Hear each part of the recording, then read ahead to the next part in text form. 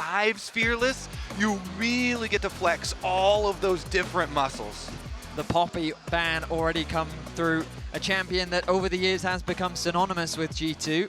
In Game 1, Top Esports do not want to allow that through the draft. G2 seeing many of the red side bans. Remember that they opted into red side. They want that counter pick option. Whether it's for Caps or Broken Blade is yet to be determined, but that mid lane menace in Caps has been showing LeBlanc, Anivia, all sorts of crazy picks that we'll see if TES are prepared for. And G2, they have to choose between Orianna, Azir, leaving them both up for the trade, but then also Kiana to ban against Kanavi. That is, he's undefeated on that champion in his career, and it gets banned against him very frequently. Of course, Kanavi is very dangerous on quite a few jungle champions, but quite the decision here for the last ban for G2. They opt to leave both the Ori and the Azir up for the trade.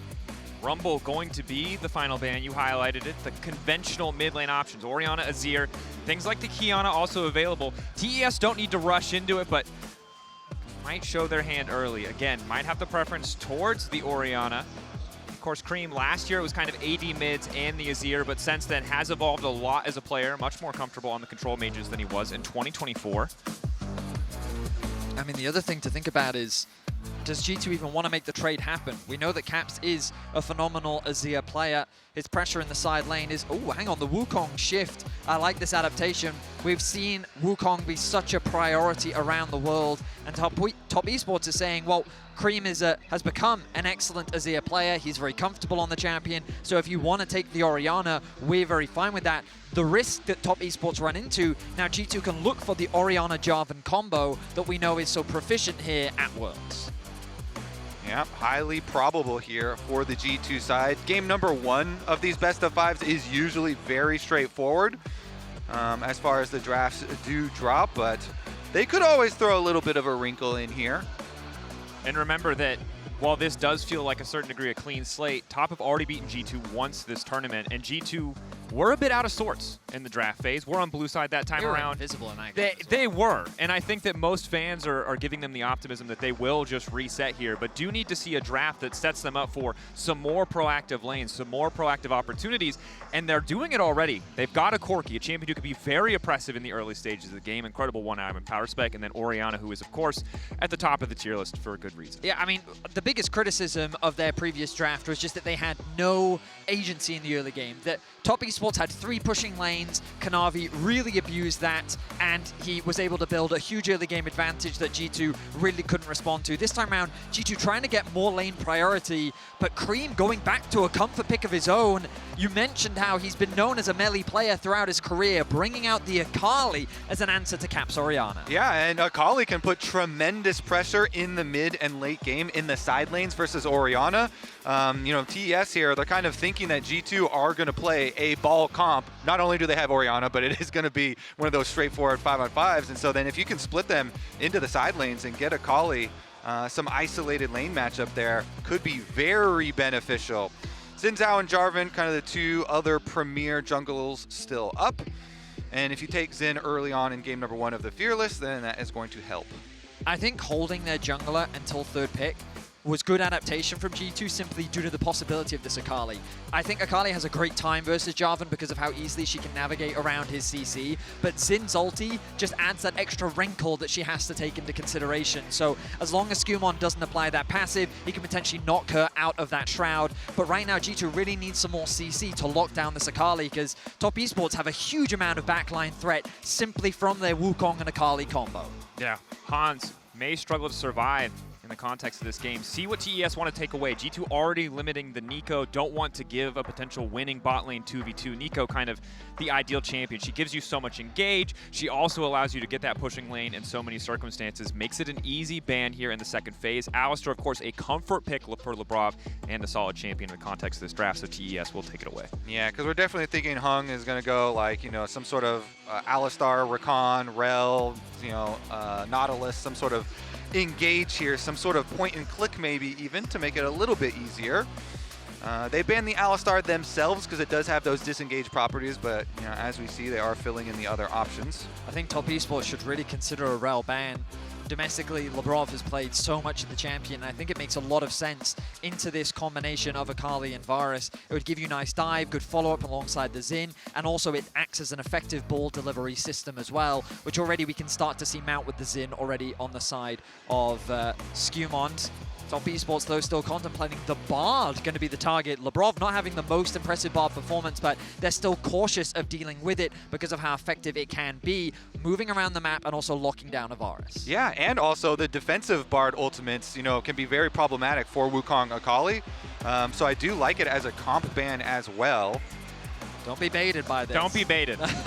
That is one Varus ult or Akali E into immediate death. Not that he wouldn't pick it, just that I'm kind of hoping he doesn't. I just kind of like the shout-outs to like the heyday of G2. You know, the most epic G2 roster known That's a for good Pike point. in every single That was actually lane. rude of me. That could have been Broken Blade's Pike. You're right. I forgot to consider that. You're right. Good shout, Kobe. Of course, Braum going to come in. The very safe Cassante blind. Again, looking back at the match we saw last time, it was a lane swap. We really didn't get to see a lot of 369 versus Broken Blade. But when we saw them in MSI in 2024, it wasn't the center of attention. So very likely to be that topside island. And I actually really do like the Braum for TES, even though you're usually thinking, oh, you want like straightforward engage. They already have very good engage, Varus Ultimate, Wukong, and even Ambessa now as well. And we saw how effective Peter was yesterday with just Blast Cone Braum to be able to find engages. But it really does add so much more structure to your team fight and a lot more safety for the Varus. G2 right now, they're just looking for a little bit more engage, and there was that Rell that we were talking about. Not only is it a huge comfort pick for Labrov, but it synergizes nicely with the composition. And G2 gone for a very traditional front-to-back style of composition, whereas Top Esports have a little bit more dive. Ambessa, Wukong, Akali, as you were talking about, so much backline threat. To me, you look at this draft and I'm thinking, Caps, they put a target on your head and they're looking to take you out of this game. Yeah, I mean, we have seen this kind of strategy a lot at Worlds. It's been Orianna, super premier pick, and then enemy teams trying to punish the weakness of Ori, having no flash, having no dash. If you're unable to do that, though, and we've seen a lot of like tanky Orianna builds as well, be able to survive it, you can outplay some of these dive comps. This looks very good for TS, though, I have to say. And Lethality Varus has actually had a lot of success despite the nerfs that were laid onto it. So very well could be the option here. And the two big questions coming into this series were the level of TES. Would we see the best of their players? We're going to have to wait to find the answer to that one. But also the creativity of G2. And in Game 1, we're not really seeing that creativity. It's safe, it's standard, you know why they're picking it, but they're not leveraging the same innovative picks that they have in the past, which means they're going to need to beat Top Esports at a very honest, straight up, pretty classic draft. And honestly, in Fearless, in this new world that we have with best of fives, having more time, I think even if you are a creative team, you are incentivized in game number 1 to not pick creatively so that you can fearlessly ban out a lot of these power picks, and they will still have plenty of time in this series to show that. And I definitely look forward to it. It's time. Game 1, Top Esports versus G2. One of 2 remaining LPL teams in the tournament up against the last LEC team. 30 seconds until minions spawn. Oh, the passion in this stadium. You can feel it with the crowd. I feel like there's a decent amount of G2 support in the arena as well, but the home crowd favorites definitely coming in for Top Esports as early game. G2 fishing for a little bit of information. Kanavi going to be looking to do the exact same thing on the top side of the map. Ward going to be dropped from Creme, which will naturally be spotted out as 369 goes for a bit of a trade onto Broken Blades, but nothing too crazy for the time being. Look at the ward placement that we're getting from Labrov on the bottom lane here. I wonder if this is anticipation of any potential swaps. They've got the ping down onto Varus. They know he's on the bot side. Hansama and Labrov threatening a pick. Need to be careful. They see both. Braum level 1 is quite powerful. Looks like they're just going to settle for a bit of poke. Not quite traded back. Winner's Bite will hit, but the piercing arrow goes a tiny bit wide, so neither side getting a greater advantage here. Important to know JackeyLove does have the teleport to Hansama's cleanse. And you can tell TES actually read that because of the way this level 1 was played and the Corki Q coming straight out of the tri-brush there. They immediately spammed that ward with a bunch of blue pings, knowing that they had vision of the Varus, and that's how you got that little chunk. So they are looking at these trinket ward timers for bottom lane. It's one of the really intricate parts of the early game, especially important for super good early game junglers, is tracking all of these trinket ward timers and seeing when and where you can actually find a hole to gank one of these lanes. Congratulations as well over to Caps, 200 international games. Second player to accomplish it. That does surprise me. It surprises me as well, I'm going to be honest. I wasn't expecting him to be the second, but what a tenured career. He's considered the GOAT of Europe for a reason. As Kanavi Honestly, sets you his get sights. all the West, you get us too. Well, we might have just cursed it. As Creme has already flashed forward a 5-point strike, getting a flash back out of Caps. And gentlemen, you said it in draft. How does the Orianna survive without flash? Well, we're going to find out. And that is so much value. I mean, Wukong just passing from bottom side camps up to top side camps. This champ doesn't even bring CC early on into the game, but gets a flash out of the Orianna. Really efficient, use there. Of course, yes, Akali did flash as well, but Akali has so much more safety than Orianna. That's why it's kind of highlighted. Absolutely does. And this Orianna, a matchup that typically has so much lane pressure, now has to just be a little bit more hesitant to exert that pressure in the matchup. Meanwhile, on the bot side of the map, JackeyLove and Hung had some really nice trades, forcing Summer back very early. He will grab his tier, but you can already start to see a little bit of a lead starting to build in JackeyLove's favor.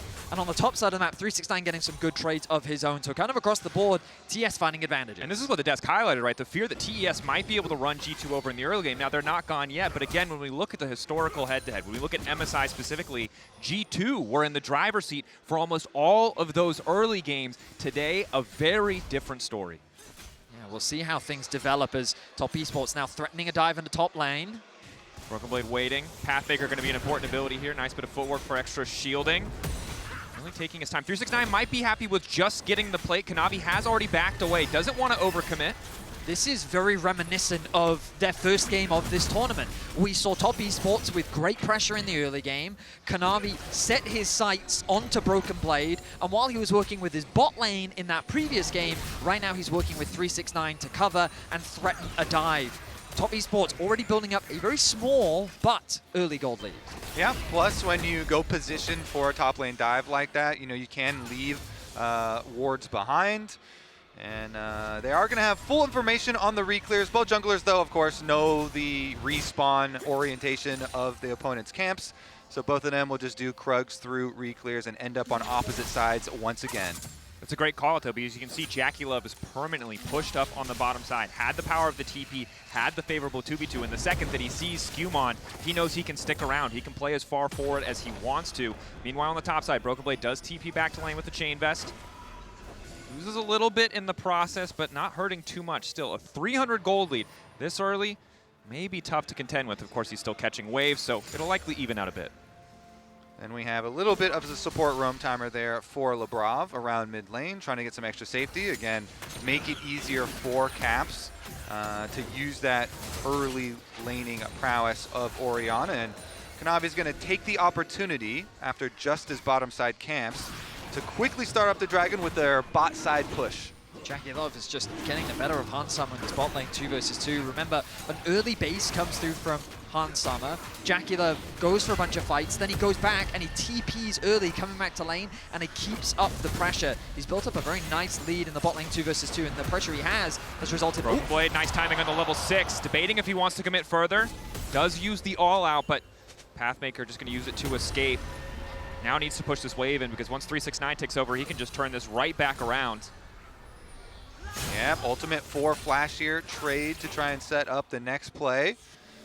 Again, looking at the junglers to get their level 6s incoming as well. Since you do stop off for Dragon, and it takes quite a bit of time in the early game, Kanavi now still has to clear up his topside camps, whereas Skewmond has a little time to work with, and so he can get the bot side crab, and that might help out G2's bottom lane. Again, the poke Varus, the lane, very strong, and then looking to just add the execution, little bits of damage from the long range in the way that these team fights are going to go later for them with all the divers that TES do have.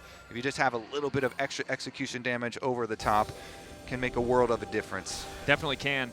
Now we turn our attention toward the mid lane. Kanavi still level 5. Looks like it will just be a reset hovering in case there was a counter gank opportunity. We've crested the level 6 mark for both mid laners, and this is where Caps needs to be careful. The window on this flash being down is very small. TES may try to capitalize, but we know post level 6 is where Akali really starts to take over. But ultimately, from Creme's perspective, the kind of battle has already been won, because in a lane that's supposed to be very oppressive has now been much easier for him. Creme is dead even in terms of farm. He's not really lost any XP, and when a wave gets frozen like this underneath the tower, he feels confident to stead up because Caps can't be as aggressive as he would like to. So even if they don't convert it into a kill, Creme is very happy with how this early game has gone.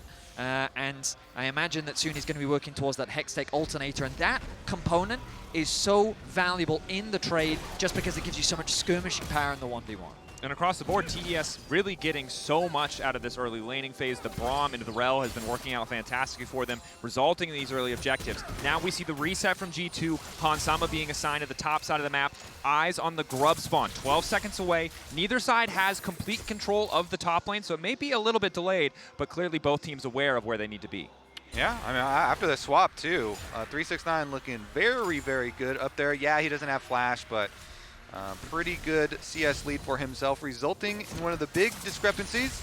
Broken Blade now going to pick up some of the bottom wave, but the grubs are up, and the junglers are ready to fight over them. Level 6s have been acquired. Teleport out for Rell as well does mean that we have the possibilities for contesting at least a couple of them.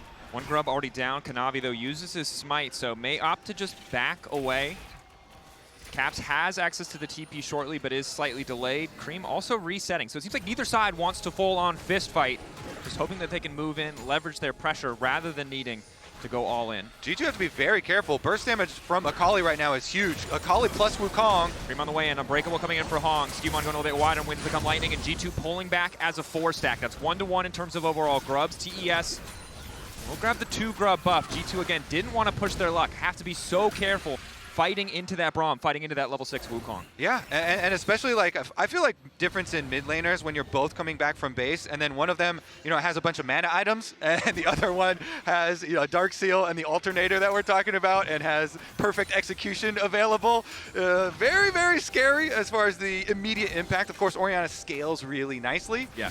But if you're going the scaling build with Rod of Ages as well as Seraphs, then have to cede a little bit of the early. So our observer's just highlighting what's happening on the top side of the map, and I have so many concerns for Hansama. He just lost like half a wave, if not the whole wave, as he tried to contest that control wards, and he's also losing a bunch of farm off the back of it. He did swap to the top side where he also lost a bunch of farm, and we already talked about how JackeyLove has kind of been getting the better of him in the trades on the bot side of the map, but that is a full level difference. There is about 3 waves between the two of them, and JackeyLove has basically a kill of an advantage over his lane opponent. And remember, this ADC Varus will spike earlier than the Corki will. That Trinity Force will come online a little bit later than some of these early lethality items just because of their lower cost, which means the top esports, similar to what the desk was saying, should have that early game agency. Their one-item spikes are very scary, and G2 will have to play around that if they want to contest these other neutrals that will be spawning soon. And I think the other big concern you have is when you look at the scaling threat of both junglers, you brought up the Trinity Force and the Wukong, we know Xin can be this highly impactful pick. And sure, JackeyLove is going to struggle when the Crescent Guard is up, but Skewmond hasn't been able to find a great angle to build advantages for these lanes. He has a small advantage for himself, but it did come at the cost of conceding that Drake. And now his lanes, they're not done yet, but they're looking like they're in a tough spot. Yeah, I think both of these G2 carries have to be very cognizant of their positioning, approaching objectives. TES, if there's one angle approaching the team fight that is left in darkness, they could get a massive flank off and immediately delete one of these G2 carries. So have to be very, very cautious in how you're approaching and try and keep the threats in front. Look at these lane assignments from top esports. They've got 369. Ooh, getting Labrov, engaged on. Immediate ulti. Public execution not going to take 369 out to safety. The Ignite ticking down, but he's got more than enough shielding just to walk away.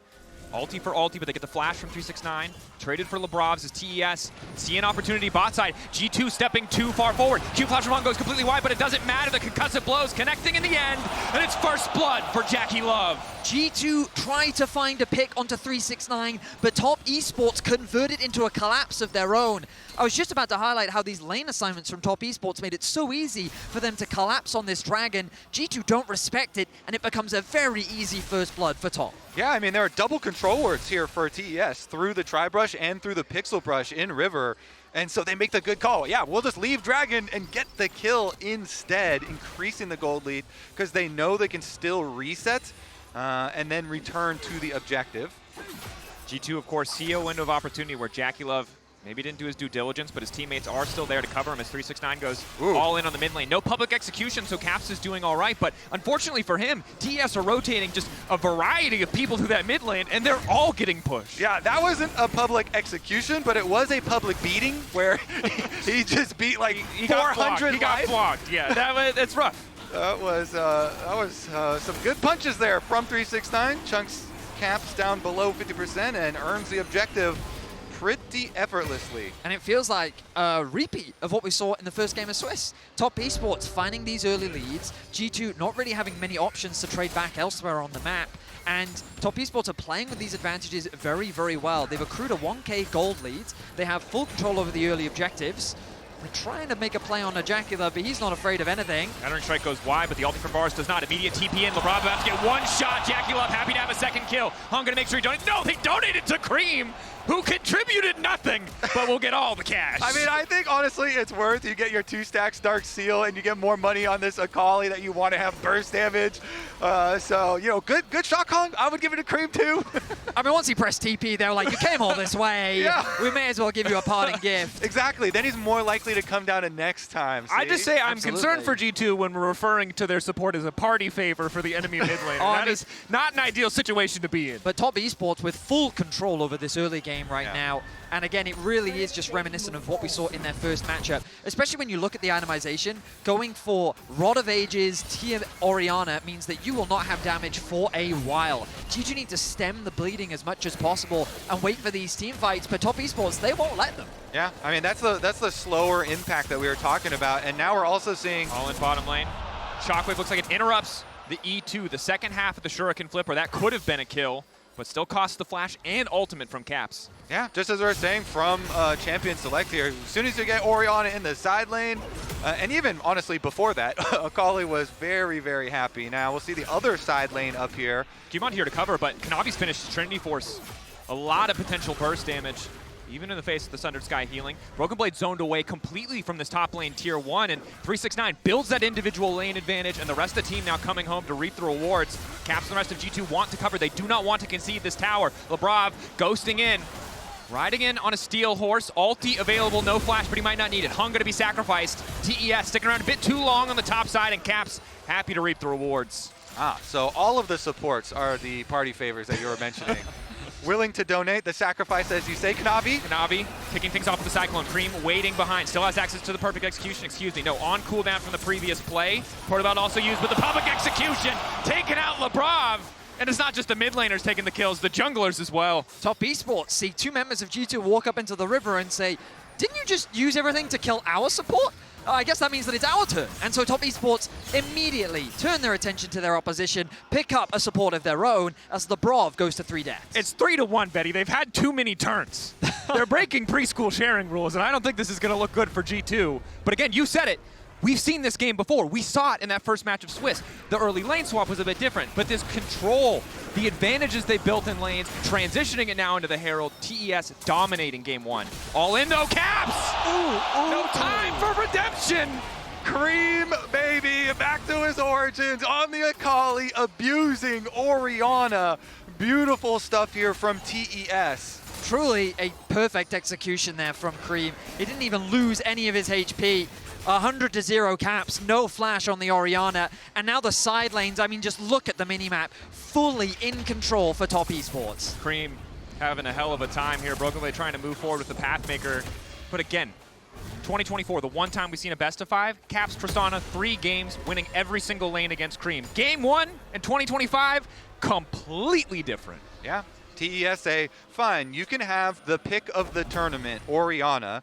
We will craft a dive comp to try and abuse that fact. And because of that, Cap says, okay, I need to build more tanky. because they have so much dive. But then that's going to push back your timeline on when you're going to have some damage threat as well. And TS making a very good use of the early stages of this game.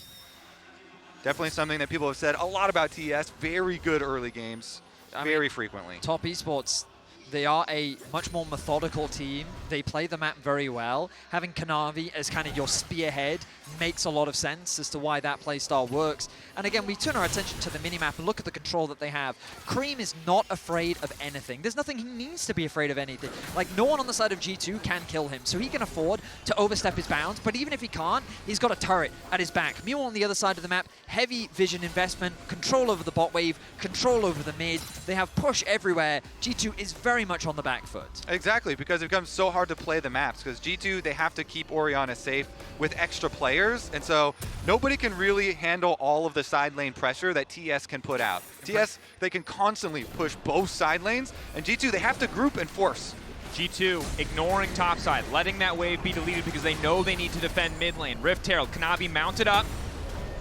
Looking for a knock-up, unbreakable for a brief moment. Now moving into the backside, that's the Cyclone. Skewmond gets out the Crescent Guard to mitigate some of the damage, but he's still locked down by JackeyLove. Moving into the circle briefly as Hung does his best to body block. All in from G2. The public execution brings 369 right into G2's backline, and they start to fall. TES make it look effortless. Creme pulled back, the shockwave taps a moment. He turns it back for G2 and takes 2 in return. Caps, he's popping off. The Orianna has arrived. The shockwave Vedius saves a bit of it for G2. It's a little cliche, but the shockwave did in fact find them all. He connected onto all 4 members to turn that fight around. Top Esports turned what was Kanavi getting caught into a team fight. I love the confidence from Top Esports to just say, screw it, we can fight this. Why are we afraid? Skewmond immediately has to disengage. Kanavi tries to get back into the Herald. Broken Blade heavily commits, but then 369 finds his way onto Hans Summer, takes out the AD carry. Creme does get exhausted, but you know that he's looking for another target. And then the combo from the Braum and Caps, a 4-man shockwave. G2 finds something off the back of a disastrous team fight. And Caps also forcing the Varus flash as JackeyLove was trying to run away there. Let's get back to live though, because after that fight, Shockwave in just a few seconds. G2 know they have an angle to turn it. It's a brief window of opportunity. They managed to take away the Drake.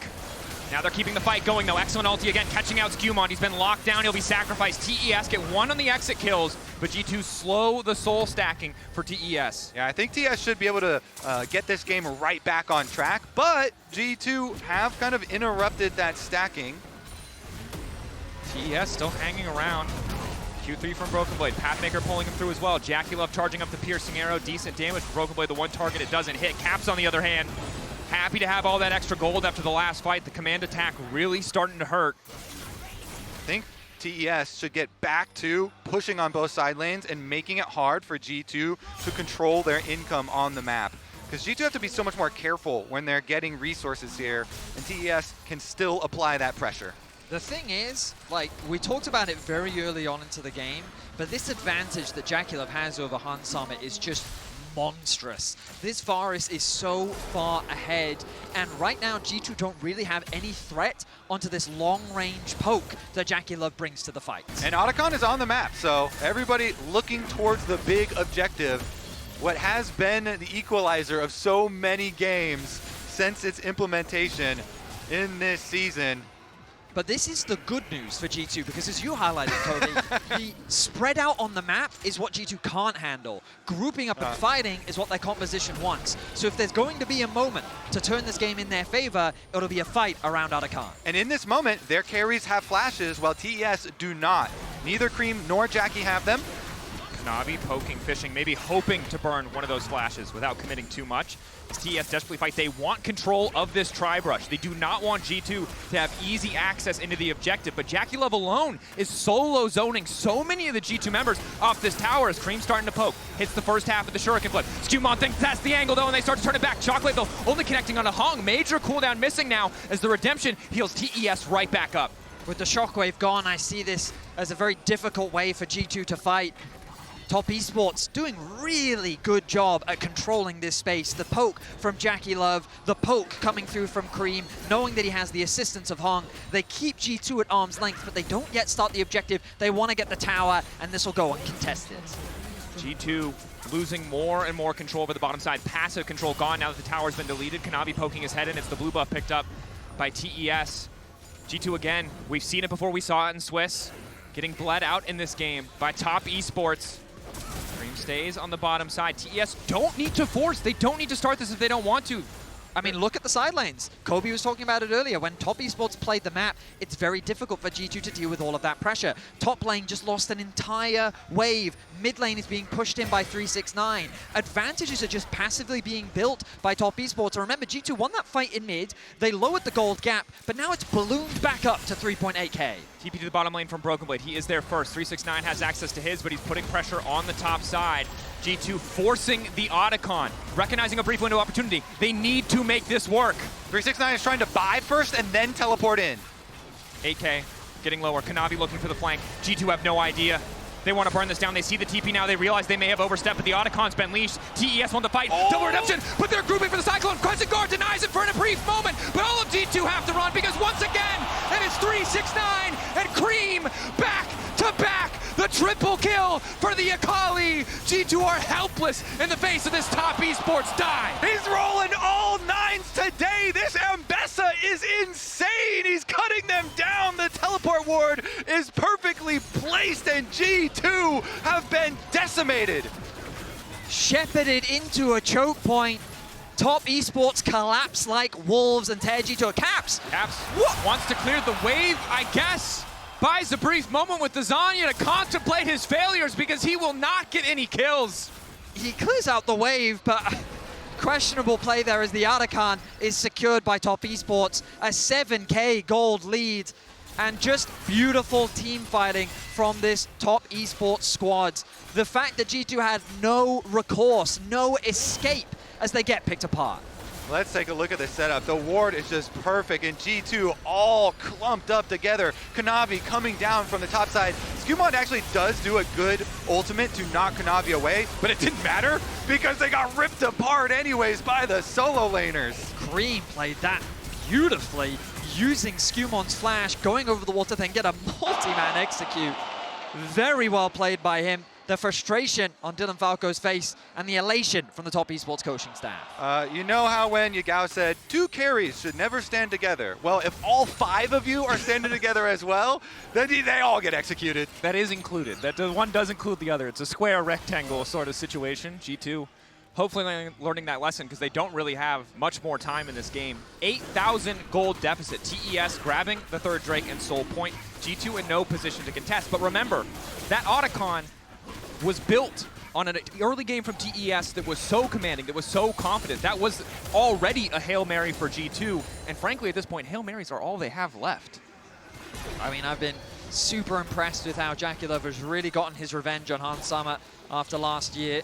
Creme coming out with the comfort pick, and just, as you mentioned earlier, Kobe, Orianna Azir has kind of been the trade of the tournament, and Creme saying, you know what, no, I know Akali is good into this matchup. With the Wukong by my side, I know I can do some serious damage. 8, 1, and 4 scoreline. He's been involved in 12 of the team's 13 kills. And I think Caps' desperation to hold on to that tier 2, I don't think he's feeling good about it now because now he has this Seeker's Arm Guard and no money to complete the item as he's caught out once again. Called out on the sideline by TES. Labrov doing everything he can to stop the play from happening, and now Broken Blade is here. Perhaps the backup that G2 needed to keep the fight going in this choke. Kanavi dashed to the side with the Nimbus Strike. All of TES backing away. They might have started the fight, but they can recognize a risk when they see one. 369 still fishing for backline access as Caps continues to try to clear the wave. Crashdown comes in from Labrov, but 369 just does not take any damage. Creme dashing back out. E2 coming through, ready to get the fight kicked off. It's the ulti from the Braum as G2 retreat to their top side tier 2. 369 hovering, ushering the wave forward. G2 battered, but not broken as TES dominate in their jungle. Top Esports run this map, and G2 are barely given the luxury of standing on the rift. Top Esports take as many camps as they can. Labrov's base will be interrupted as Top Esports take full control through the mid lane. They secure themselves another tower. Everything going the way of TES. They have remained calm this entire game. TES just progressing their game plan linearly over G2, and now all that is left is to go claim the Baron. They have very, very good turn off of Baron. We have seen it with Wukong and Ambessa. The turn is crazy threatening. 369 though, he's still out on the map. Q flash coming into the shattering strike. Skewmond gonna follow up. Public execution gets a little bit of space for 369 as he flashes out. The Drake count step, but the shockwave brings him right back. Hung on the way in to try to protect his top laner, blocking so much damage with the Unbreakable. And now it's Creme in the shroud. 5 members. The death ball of G2 as Creme dashes right back out. And Kanavi goes in. TES diving, dodging, cutting through G2. And now it's Broken Blade to try to turn it back. He's gone all out, but it might be too late. Skewmond staying living for a brief moment. Redemption now coming in. The extra healing from Thunder Sky will not do a damn thing. Broken Blade down, an ace for TES. Absolutely beautiful from Top Esports once again. Creme went in a little bit too eager. He was isolated from his team, but the moment that Kanavi finds the angle onto the backline, G2 just fall apart. Yeah, this is one way to start a fight. Just keep on split pushing as the only one left applying pressure. 369 uses his ult, his flash, his dashes. Still gets locked back in by the shockwave, but by that time, he's already bought enough time for Hung to come up and provide the extra defense. Then Kanavi comes in, he gets the triple knockups into another knockup, immediately deleting Hans Sama, and the rest of G2, all they could do was actually take down their primary target, the original target of 369, but I think that might be the last target that they get to actually take down in this game. And again, while it started okay, because they didn't immediately get deleted, JackeyLove got a 4-man ult in that fight, 3-man Cyclones. G2 can't afford to group, but they also can't afford to split up. There's no right option left. They can't afford anything because they're 11,000 gold down. Yep. I mean, right now, G2 just need to be thinking about game 2 because this one feels done and dusted. Top Esports from start to finish have been in full control, reminiscent of what we saw at the beginning of the Swiss stage. Top Esports converted a strong early laning phase performance into great objective control, into just better team fighting. And while Caps did find a nice shockwave to at least give a little bit of hope back to the G2 squad, it was quickly snuffed out by Creme. And remember, for both of these teams, there are questions about how they will respond to pressure. For now, Creme needs to worry about responding to the Zen, though, as he dodges through, managing to get away from the shockwave. Redemption going in. He will dash through with the perfect execution, goes back in onto Caps. I don't think he needed to go back in. Kanavi can... That one wasn't it, but Caps gonna flash out. The exhaust is there. Wants to convert the kill back onto Caps. Labrov there trying to body block as best he can. Slow coming in from the Celestial opposition. Crucially, the piercing arrow from JackeyLove does not connect. I mean, G2 found a pick at this point. A pick is the best thing that you can hope for this late into the game. It will slow down Top Esports a little bit as the rest of G2 are catching waves where they can, but that put about a 1k dent in the 10k gold lead. Also, it did take some pages out of the Medjais that Creme had stacked, so you can call Worth if you want. Anyone? I think it's Worth. I would say Worth. In that situation in the game, that is Worth, because you absolutely. actually cut down on the pages. They're going to need a lot more. Creme did get the Zanyas, though, so we'll have access to another stasis effect as Kanavi's just stepping forward to poke. Ulti from JackeyLove locking down Broken Blade. It's a split fight. Kanavi still stepping forward, not hesitating to do so much work. Shockwave only connecting onto 369, but it just does not stop him. Oh my God. Passive procs left and right. Running down G2 Esports, a double kill for JackeyLove as these kills are donated to him so consistently. Flashes over the wall. He knows a dead body when he sees it, and G2 out of this game 1. Creme was just the starter. The main dish of 369 had yet to arrive, and my goodness, did it blow G2 away in game 1. G2 sent reeling TES. The dominance from Swiss was not a one-time thing. G2 sent back to the drawing board as TES run a victory lap around Summoner's Rift.